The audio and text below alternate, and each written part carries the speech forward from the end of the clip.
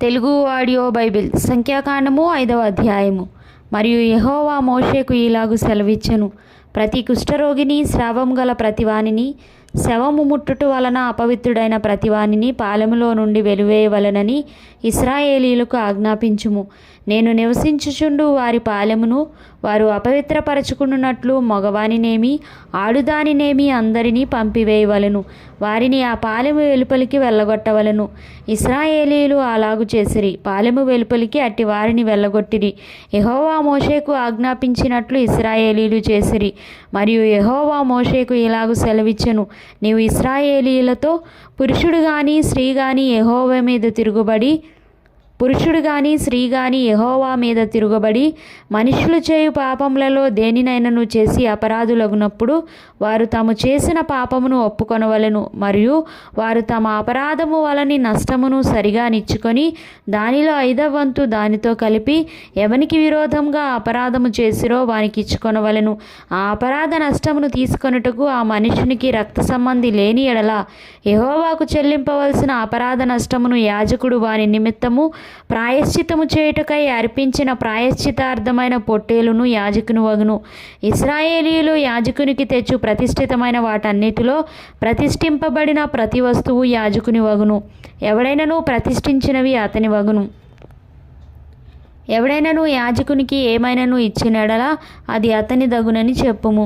యెహోవా మోషేకు ఇలాగు సెలవిచ్చెను, నీవు ఇశ్రాయేలీయులతో ఇట్లనుము, ఒకని భార్య త్రోవ తప్పి వానికి ద్రోహము చేసినడల, అనగా వేరొకడు ఆమెతో వీర్యస్ఖలనముగా శయనించినడల, ఆమె భర్తకు ఆ సంగతి తెలియబడక వాని కన్నులకు మరుగయుండి ఆమె అపవిత్రపరచబడినదనుటకు సాక్ష్యము లేకపోయినను, ఆమె పట్టుబడకపోయినను వాని మనసులో రోషము పుట్టి అపవిత్రపరచబడిన తన భార్య మీద కోపపడిన ఎడల, లేక వాని మనసులో రోషము పుట్టి అపవిత్రపరచబడని తన భార్య మీద కోపపడిన ఎడల, ఆ పురుషుడు యాజకుని వద్దకు తన భార్యను తీసుకొని వచ్చి ఆమె విషయము తూమెడు యవల పిండిలో 10వ వంతును తేవలెను.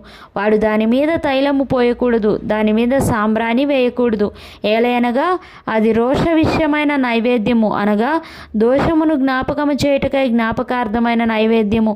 అప్పుడు యాజకుడు ఆమెను దగ్గరకు తీసుకొని వచ్చి యెహోవా సన్నిధిని ఆమెను నిలువబెట్టవలెను. తరువాత యాజకుడు మంటికుండతో పరిశుద్ధమైన నీళ్లు తీసుకొనవలెను. మరియు యాజకుడు మందిరములో నేలనున్న ధూళి కొంచెము తీసుకొని ఆ నీళ్లలో వేయవలెను. ఆ తరువాత యాజకుడు యెహోవా సన్నిధిని ఆ స్త్రీని నిలువబెట్టి ఆ స్త్రీ తల ముసుకును తీసి రోషవిషయమైన నైవేద్యమును, అనగా ఆ జ్ఞాపకార్థమైన నైవేద్యమును ఆమె చేతుల్లో ఉంచవలెను. శాపము పొందించు చేదు నీళ్లు యాజకుని చేతిలో ఉండవలెను. అప్పుడు యాజకుడు ఆ స్త్రీ చేత ప్రమాణము చేయించి ఆమెతో చెప్పవలసినదేమనగా, ఏ పురుషుడును నీతో శయనింపని ఎడలను నీవు నీ భర్తకు అధీనురాలవైనప్పుడు నీవు తప్పిపోయి అపవిత్రమైన కార్యము చేయకపోయిన ఎడలను శాపము కలుగజేయు ఈ చేదు నీళ్ల నుండి నిర్దోషివి కమ్ము. నీవు నీ భర్తకు అధీనురాలవైనప్పుడు నీవు త్రోవ తప్పి అపవిత్రపరచబడిన ఎడల, అనగా నీ భర్తకు మారుగా వేరొక పురుషుడు నీతో కూటమి చేసిన ఎడల, యెహోవా నీ నడుము పడునట్లును నీ కడుపు ఉబ్బునట్లును చేయుట వలన యెహోవా నీ జనుల మధ్యను నిన్ను శపథమునకును ప్రమాణమునకును ఆస్పదముగా చేయుగాక. శాపము కలుగజేయి ఈ నీళ్లు నీ కడుపు ఉబ్బునట్లును నీ నడుము పడునట్లును చేయుటకు నీ కడుపులోనికి పోవునని చెప్పి యాజకుడు ఆ స్త్రీ చేత శపథ ప్రమాణము చేయించిన తరువాత ఆ స్త్రీ ఆమేన్ అని చెప్పవలెను. తరువాత యాజకుడు పత్రము మీద ఆ శపథములను వ్రాసి ఆ చేదు నీళ్లతో వాటిని తుడిచి శాపము కలుగజేయు ఆ చేదు నీళ్లను ఆ స్త్రీకి త్రాగింపవలెను. శాపము కలుగజేయు ఆ నీళ్లు ఆమెలోనికి చేదు పుట్టించును.